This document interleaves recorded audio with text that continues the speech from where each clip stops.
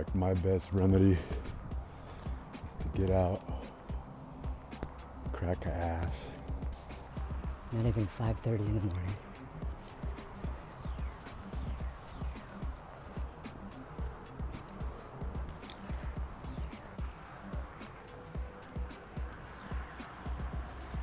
This is the only way to really enjoy, I guess you could say, the world, is before all the miscreants get up, all the robots.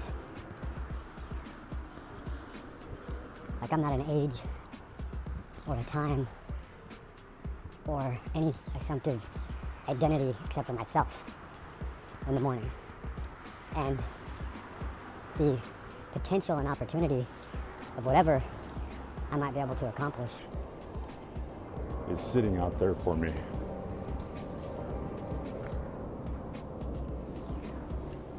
This is something that the very dark agenda tries to control, manipulate, and capitalize on by creating severe trauma in people's lives early on, so that they're never,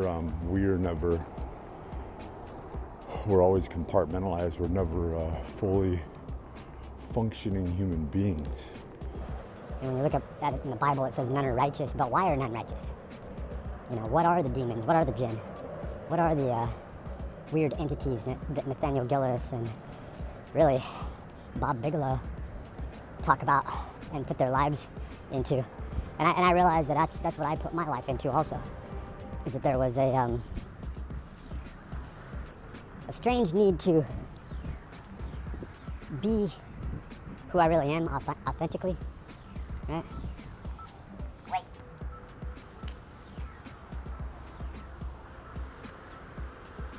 It's very quiet out here in the morning. It's awesome. It's a Saturday. Saturday morning. The feet hurt. Walked a couple days ago. Just did a little under 4 miles. You can't walk around your own block without people eventually saying something to you or being rude on some level or strangely, like, you can't go walk in society. That's why I'm like the only one out here doing this. And it should be flooded with people. If people are going to work, they should be walking to work. There should be the type of commerce where the entire society and civilization is based around the ease of that. But instead it's done just the opposite. And the uncomfortable concrete is a strange reminder of the assault on the individual. It's not looking at your physiology, well, it is, but it's looking at the breakdown and the degradation of your physiology. And so we're always, as individuals, trying to making our best effort. And it really gets into the master key system and the postulations there of the Masonic order, that you're just a theoretical abstract ego if you're not a son, a brother, an uncle, a father, but friend is what you really are. And a friend in need is a friend indeed. In other words, the deeds that you do and the need of other people that's created by those unseen, creating problems, knowing where your mind is, knowing what type of conformism, what level of conformism you are living at, and responding in light to keep you prodded. And you know, I slip into this sort of paramnesia where I forget about all the terrible, dastardly, psychical things that have been done to me from an early age to prod me and keep me from reaching any level of, you know, we use the word greatness. People like to use the word Messiah. And even that it's a trick, because when you get down to it, all you're trying to do is be you. And because of all the baggage you bring with you, you can never really do that. And most people, no matter what time era, of course I'm me. What do you mean I'm not me? Here I am. Look, this is me. Look. You see this picture? This is my son or my daughter. This is my family. I'm at work right now selling cars. This is me. Of course this is me. It's like, no, that's not you. That's not who you are. Who you are as, I'm not going to say effulgent being or any of that hoopla. Just you. Just you.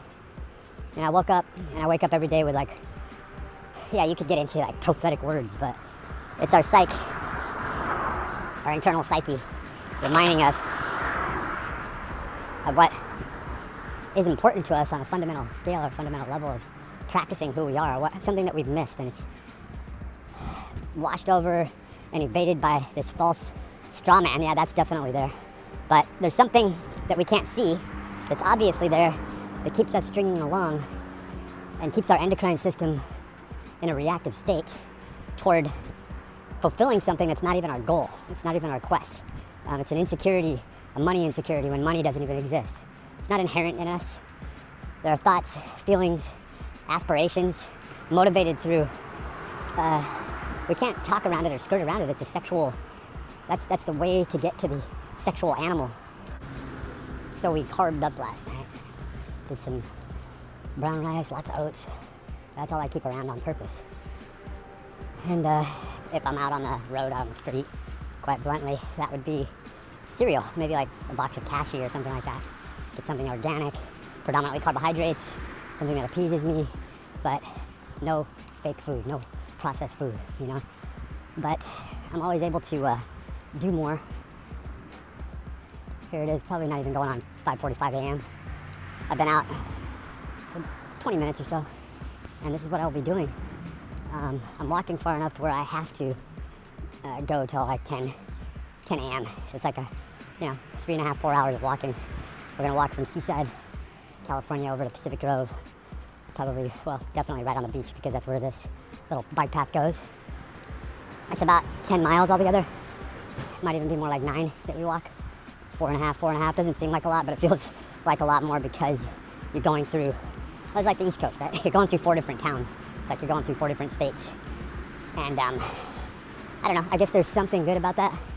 But to get up, to get it done, right now, these days, in order to target those last little areas that I've been trying to hit for so long, the long, slow distance, which I'm not going too slow, because I'm pretty hyped up on the tea that I drank this morning, Tetley, British tea, and all the carbs that I took in yesterday, that I'm fueled up.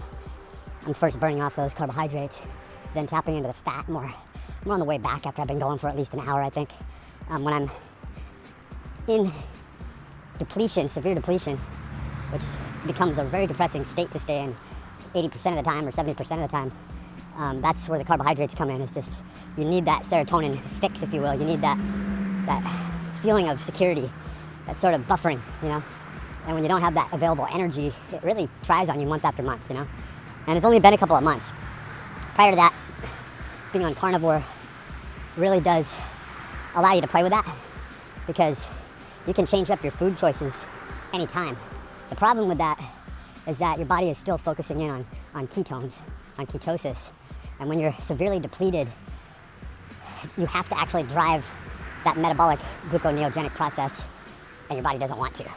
That's where having a level of fitness and having some baselines with your endocrine system where your hormones are in balance. And unfortunately, but fortunately, that is a sign of fitness, because you have to get there by way of balance, by way of taking in, and what they call nutritionally is being fed. You have to eat a certain amount of carbohydrates every day, take in your resting energy expenditure plus your energy output, be in homeostatic balance before that can be achieved.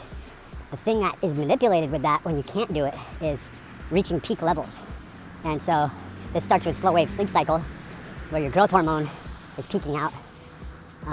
You go through your troughs, and your peaks. And that's when you want to have that peak and keep the peak going as long as you can for as many hours as you can. That's why fasting is such a great thing, because between your fasting and your super compensating, you're setting off autophagy and you're giving yourself those constituents. The worst thing you can do at that point is go eat fast food. You'll see fast food and processed foods store as fat extremely fast. It'll slow down everything. But when you take in organic, now we say organic, we're talking about whole food sources that are not denatured. That's really what we're talking about, right? I mean, enough time has gone by to where there's a demystification and an over-embellishment that's placed on certain words. And it's about whole foods that have a full panel of nutrients, the nutrients they're supposed to have. Like you don't want to strip away and rob your rice, your brown rice, from B1 and other nutrients that you get there. And those Bs are very important for your vitality, for your ability to not become extremely depressed. They become very important. So I'm waiting on my EBT, my benefits coming tomorrow night. Today is the 7th, so literally not one more night, and then midnight tomorrow night I can place my order, and it's going to be isopure. I shared my isopure this last time and came up short, but I guess it's the least I can do. There's always a debt.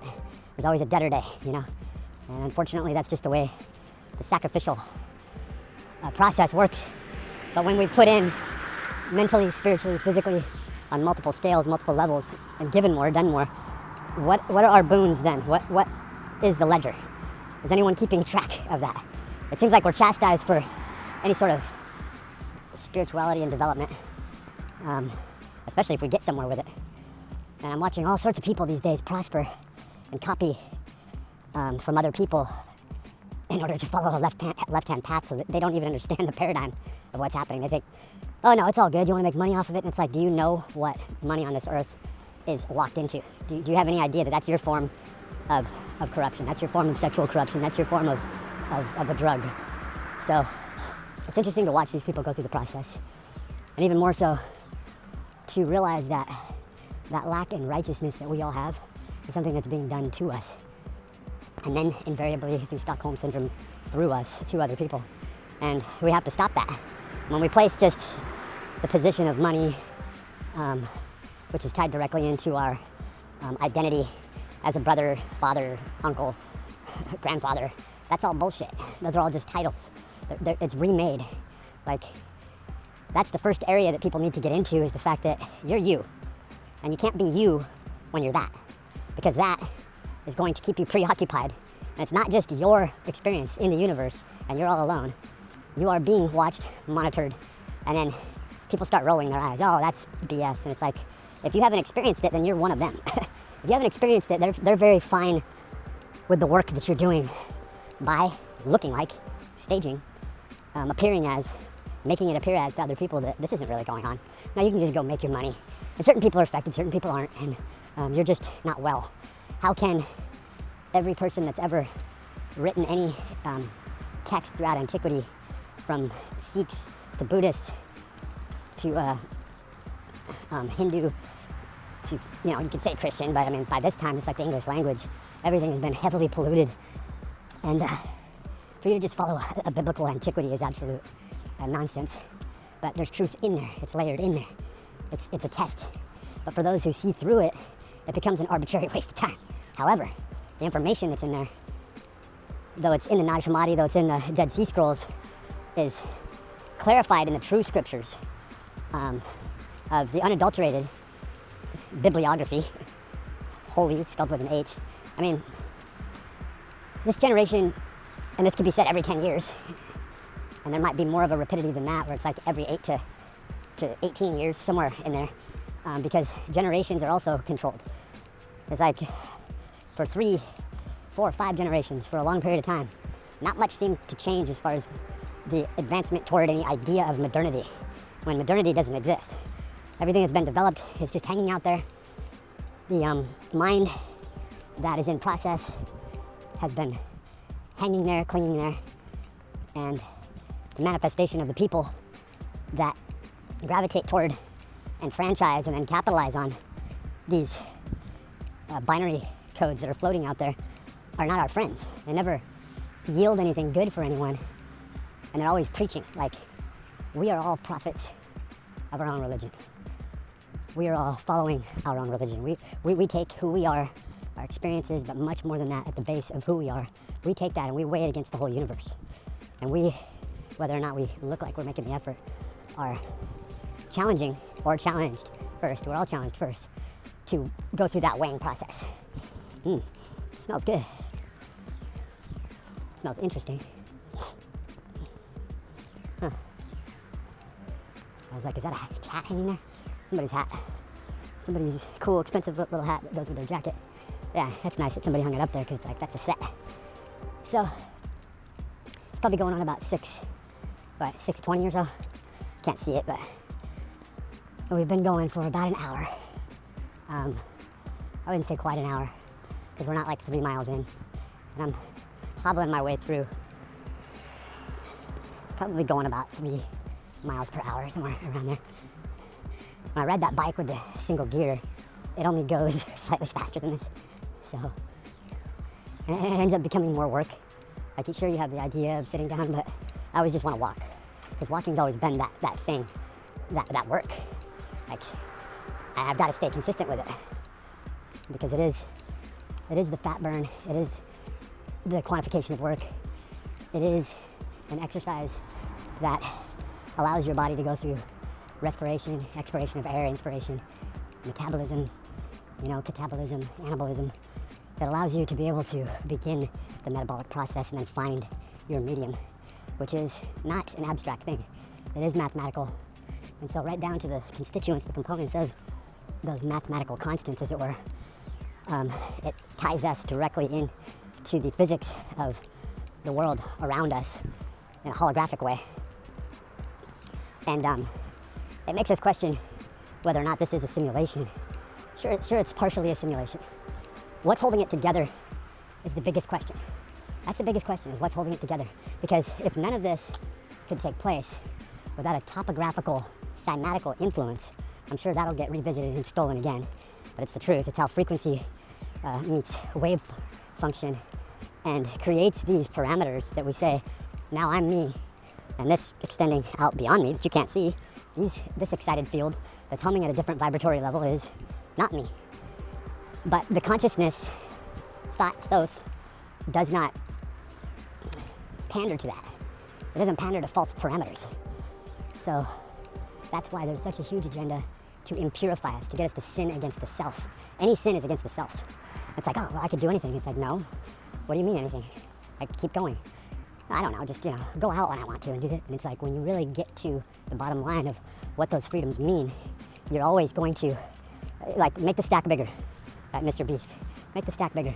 We act like, oh, it's very benign. It's just a dollar figure, $1 million, $5 million, $10 million, $100 million. And let's not react to the money. But let's just pretend that money is like just something that people fancifully want, whimsically. And, they go back to their jobs and they're just happy either way. But, that's cool, okay. With $100,000, yeah, let's go for it. And if we lose it, we'll lose it. If we lose this little competition, this ridiculous, mundane competition, let's, and it's like people die and have died since the big dawn of time because of a lack, a poverty, and the bartering system that invariably, sociologically, before there was a society, controls us existentially. I've always been in an existential crisis. I've always been in something that could be called a midlife crisis. Always. Because I had the ability since I was a very young child, that we might all have, I don't know, I don't really agree with that, to affect psychically the outside world. Those things, those people specifically that were a threat to me. And so quickly do people deny that the spiritual permeates into everything. Now, as far as what the spiritual is, I gotta say that as I've pondered over this with my limited scope of thinking and experience and exposure, it really does seem like it's at least being kept on life support through technological means.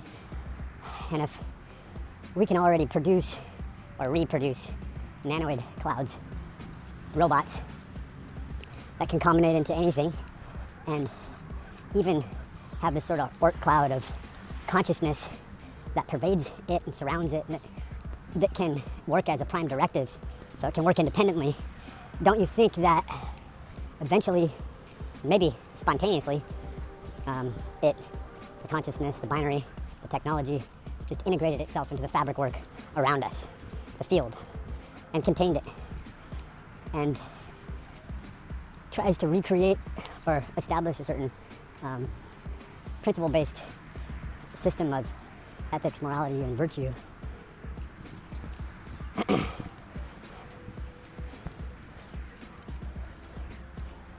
That seem concurrent with a base standard of how we live.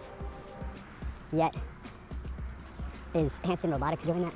Is Ben Gortzel considering that? Like, they're so stuck in a fixed personality that they just think of themselves as, this is me, right? And this is just something I do. I code. You know, I make up cryptocurrencies. I think AI is cool because I'm a super genius, a mathematical super genius, and it just comes naturally to me. And I'm making all this money and there's so much interest. Let's just keep building the AI. And it's like, do you know that you're a conformist robot? Do you know that there is no spiritual opposition in you? Like if the reality of the situation were thrown in front of certain people, all they know is the math, the acquisitioning, and the numbers. They don't question. It's not even in them, is what I'm saying.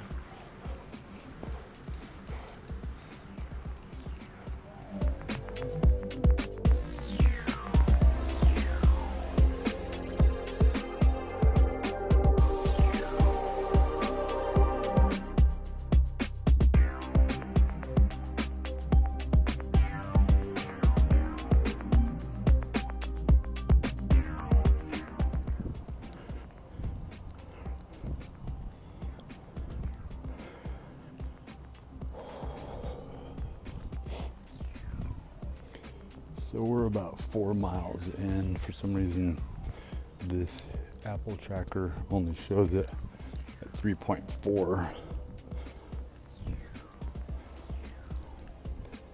A little off. So it's a mile from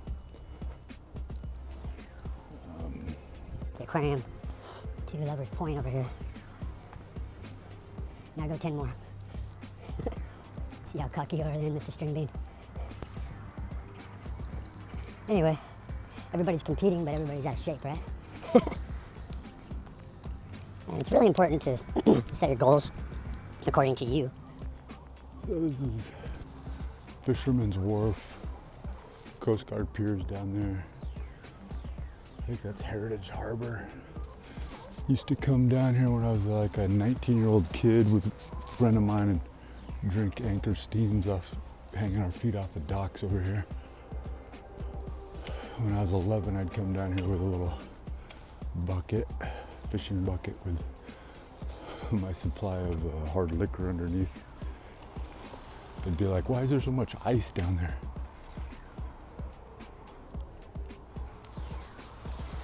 And this never ages. Doesn't seem to. Oxidizes and has a certain saltatory transmission that places it in a grander scale, I suppose, as compared to us in our life cycles.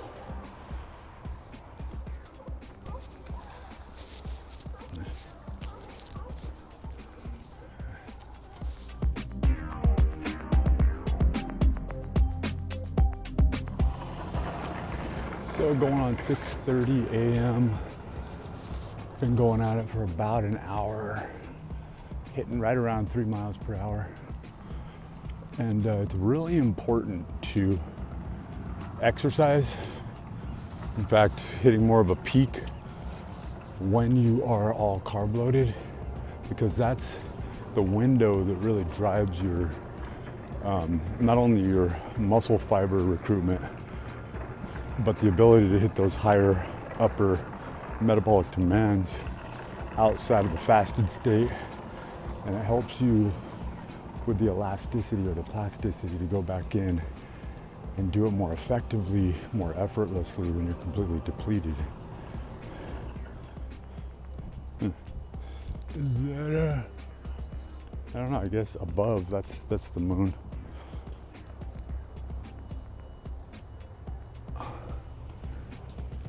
And really the definition of fitness depends on where you start from, but the ability to, you know, overcome a force is a muscular fitness, moment arm, you know, to be able to articulate through a joint movement without much effort or decreasing effort as one goes through the repetitive cycles of remodeling and repair and breakdown again. And then cardiorespiratory or cardiovascular fitness, oxygen diffusion, more blood is pumped through your body with less effort. You see the diastolic blood pressure decrease because the arterial pressure, the force that's emitted on the left ventricle, is more efficacious in an increasing way. But then you've got the person who does these long, slow distance exercise bouts, who will stay in a ready state of fitness eventually more often than they do at rest.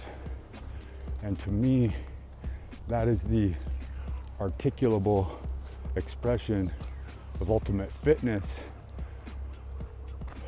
Hypertrophy doesn't exist there because it's washed away. All ego is washed away. Speed and distance becomes something that's nullified.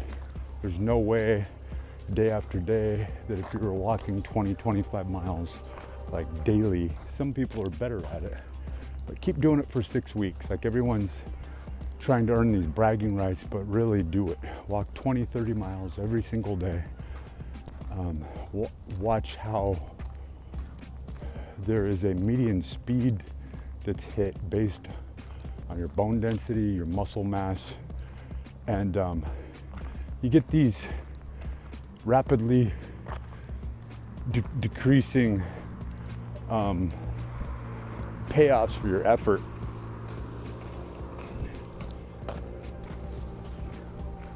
That's Hopkins Marine. Used to hang out back there. I had a friend that was a marine biologist, and used to go on there. There's a little private beach back here, a little tiny patch.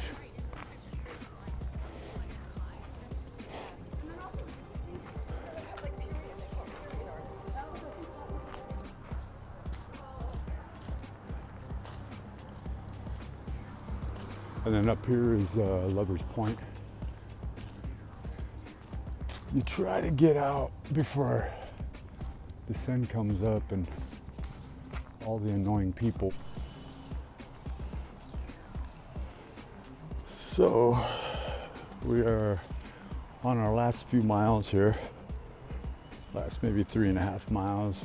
Probably won't make it quite 10 miles for the total walk, but it'll be a little under that. It'll be an average of about 3 miles per hour. With my hip flexor on the right side, I really can't average much better than that. I don't really try. I mean, if I stretched, that makes a big difference. If I did more resistance training on my lower body, especially like Bulgarian lunges, squats, single leg stuff, jump squats. But right now, the goal remains the same, is to get my body weight down. And although I'm not gaining any excess body fat and body composition, there's a redistribution happening over time with dieting cycles. It's going to happen, but it's happening at an ultra slow pace.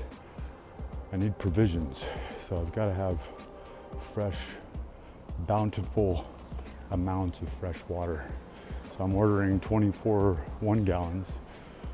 I think one of the things I'm ordering is a little less than a gallon, and then 12 others that are 1 gallon Crystal Geyser. And so what I'm doing is effectively going through 2 weeks of total carb depletion. What was happening is I wasn't getting enough nutrients, so I ran low, ran out of Isopure, and I really feel it. Like when those nutrients are no longer available every day and around and through the day, you really feel it. And the Isopure has a really full spectrum of vitamins and minerals. That's why it does cost a little bit more. But with the high quality, the nearly zero carbohydrates, zero sugar, and high quality of protein, it's definitely the best thing on the market, I think, as far as carb depletion. So we'll talk to you when we hit around that maybe 3+ hour mark. And that's just the perfect walk to be able to do what we're doing here effectively.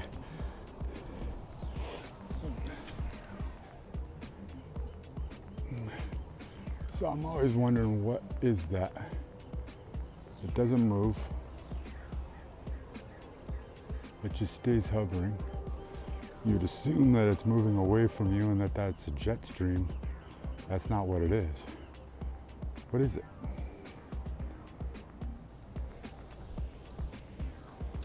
So going on the 5th mile here. It's the 7th. And we're headed back the way we came, which is another maybe 4.5, 5 miles. So it ends up being around 10 miles for the total walk.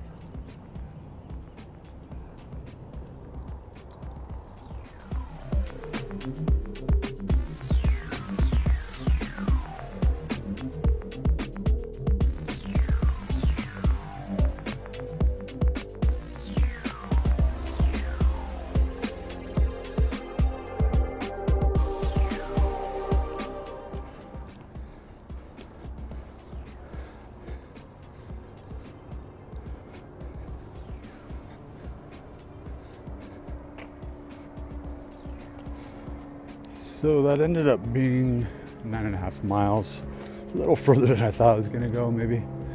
I knew it was going to be around 10, but then when it was at the 4.5 mile mark, halfway through when I went to Pacific Grove, it seemed like it was going to be closer toward 8, but that's what we did today. We pretty much just went all the way to Lover's Point, hit that mark, flipped around, and now we are almost back at the pad. And it was a pretty good overall walk, I gotta say that. With all those carbs, 10 miles doesn't seem as hard, but definitely shoes aren't fitting so great. Didn't have the greatest attire. And I honestly probably should have left about a half hour early, but I was sipping my tea.